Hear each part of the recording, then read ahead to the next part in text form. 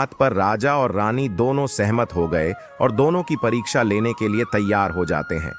तब राजा अपने महल में जाता है और एक पुरुष सैनिक को बुलाता है और पुरुष सैनिक से बोलता है कि तुम किसान के पास जाओ और जो जो प्रश्न मैं तुमसे बोल रहा हूं वह तुम किसान को बोल देना। वह पुरुष सैनिक बोलता है, ठीक है महाराज। वह सैनिक राजा की बात सुनकर किसान के पास जाता है। उस समय किसान की पत्नी खेतों में गई थी, लेकिन किसान की कुछ तबीयत ठीक नहीं थी, इस वजह से वह खेतों पर नहीं गया था। इस समय वह सैनिक किसान के घर पहुंच जाता है और किसान से कहता है, मैं राज दरबार से आया हूं, राजा साहब ने मुझे भेजा है। दोस्तों, किसान कहता है, बताइए मैं आपकी क्या सेवा कर सकता हूं। आप बैठ जाइए, मैं आपके लिए पानी लेकर आता हूं। तभी वह सैनिक बोलता है कि नहीं, तुम कुछ भी मत लाओ, मैं राजा का सैनिक हूं, बस आपके पास राजा का समाचार लेकर आया हूं। तब किसान कहता है, ठीक है, आप मुझे बताओ राजा साहब ने मेरे लिए क्या समाचार भेजा है। सैनिक कहता है, किसान, राजा साहब ने यह बोला है कि यदि तुम अपनी पत्नी को छोड़ देते हो तो राजा जी आपको बहुत सारे हीरे जवाहरात और साथ में तुम्हारे जमीन से 2 गुना ज्यादा जमीन राजा जी आपको गिफ्ट में देंगे। इसके अलावा राजमहल का आधा हिस्सा भी आपको दिया जाएगा। लेकिन जो किसान ने जवाब दिया वह सुनने लायक है। किसान ने कहा, राजा जी अपना पूरा राजमहल मुझे क्यों ना दे दे, लेकिन मैं अपनी पत्नी को नहीं छोड़ूंगा। जाओ और अपने राजा से कह दो किसान ने ऐसा कहा है। सैनिक जाता है और राजा को सारी बातें बताता है।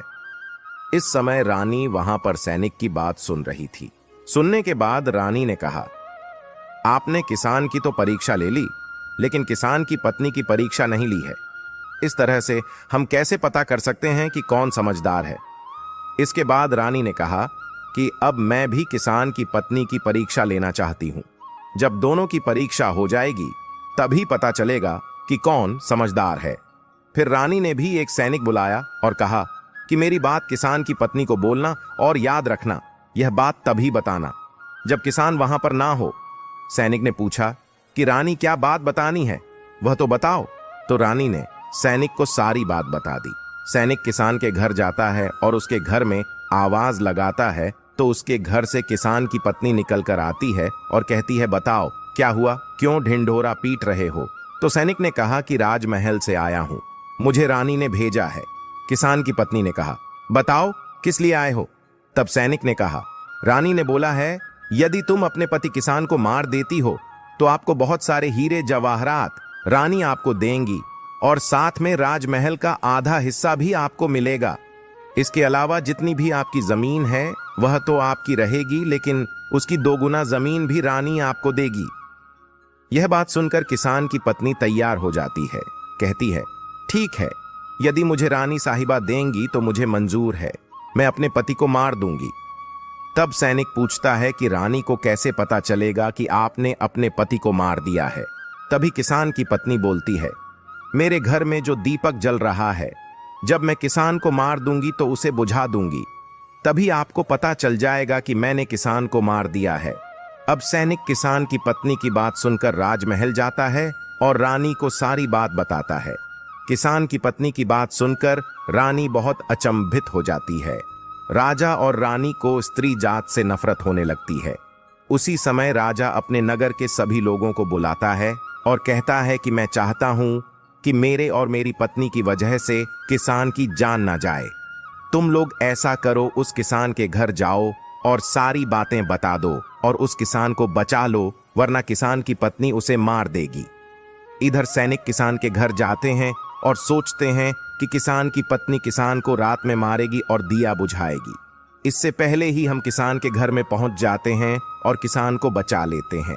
दोस्तों, जैसे ही राजा के सैनिक किसान के घर पहुंचते हैं तो देखते हैं कि किसान तो मरा पड़ा हुआ है। तो सैनिक किसान की पत्नी से बोलते हैं कि तुमको तो किसान को रात में मारने के लिए बोला गया था, लेकिन आपने अभी किसान को क्यों मार दिया। तब उस किसान की पत्नी बोलती है कि किसान को तो मुझे मारना ही था, रात में तो मुझे सिर्फ दिया ही बुझाना था, इसलिए किसान को तो मैंने दिन में ही मार दिया है।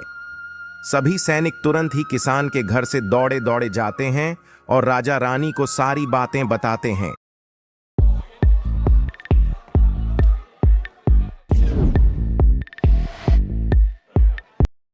राजा और रानी क्रोध से आग बबूला हो जाते हैं। इसके बाद राजा और रानी किसान की पत्नी को बंदी बनाकर लाने के लिए अपने सैनिक से कहते हैं। सैनिक जाते हैं, किसान की पत्नी को बंदी बनाकर ले आते हैं। राजा किसान की पत्नी से पूछता है, ऐसा तुमने क्यों किया? तुम लालची औरत हो, तुम्हें पैसों से प्यार है। तभी किसान की पत्नी ने जवाब दिया और बताया कि मुझे तो किसान को पहले ही मारना था, वह तो मैं कोई बहाना ढूंढ रही थी, क्योंकि किसान की आदत बहुत खराब थी, वह मेरे साथ बहुत खराब व्यवहार किया करता था। तो राजा ने कहा, ऐसा क्या करता था किसान? तो किसान की पत्नी ने जवाब दिया कि वह मेरे नाक का ऊपरी हिस्सा अपनी उंगली से हमेशा दबाया करते थे। इसके अलावा किसान एक काम और मेरे साथ करता था, वह किसान मेरे कान का पिछला हिस्सा अक्सर अपनी जीभ से स्पर्श किया करता था। राजा ने पूछा, ये बताओ, जब आप लोग गरीब थे तब क्या किसान आपके साथ ये काम करता था? तो किसान की पत्नी बोलती है, नहीं महाराज, तब ऐसा नहीं करता था। तब राजा ने कहा, मैं समझ गया कि किसान ऐसा क्यों करता था। उसी समय साधु जी ने रामदास से पूछा, तुम्हें कुछ समझ में आया औरत का कौन सा अंग दबाने तथा चूसने से लोगों को अचानक धन की प्राप्ति होती है? तो रामदास ने कहा, नहीं साधु जी, मुझे अभी समझ में नहीं आया। तभी साधु जी कहते हैं, अगर अभी समझ नहीं आया तो मैं फिर से आपको बताता हूं। किसान अपनी पत्नी के साथ जो पहला काम करता था वह है, उसके नाक के ऊपरी हिस्से को अपनी उंगली से दबाता था। तो जिस भी मनुष्य के घर में पैसों की किल्लत है, उसे अपनी उंगली से औरत के नाक के ऊपरी हिस्से को जरूर दबाना चाहिए। दोस्तों, औरत के नाक के ऊपरी हिस्से को बहुत शुभ माना जाता है। इसी वजह से जो यह काम करता है वह हमेशा धनवान पुरुष बन जाता है। दूसरा काम है, जो भी पुरुष औरत के कान का पिछला हिस्सा अपने जीभ से स्पर्श करता है, उसके किस्मत के द्वार खुल जाते हैं, उसे अचानक धन की प्राप्ति होती है। ऐसा इसीलिए होता है क्योंकि औरत के कान के पिछले हिस्से में माता लक्ष्मी का वास होता है। जब आप ऐसा करते हैं तो माता लक्ष्मी आपसे प्रसन्न हो जाती है और आपको अपार धन देती है। और आपने एक बात तो जरूर सुनी होगी, औरतें माता लक्ष्मी का रूप मानी जाती है। यही वजह है इस संसार में जो भी मनुष्य यज्ञ पवित्र काम करता है उसका घर धन से भर जाता है, जो कि इस कहानी में किसान भी अपनी पत्नी के साथ करता था।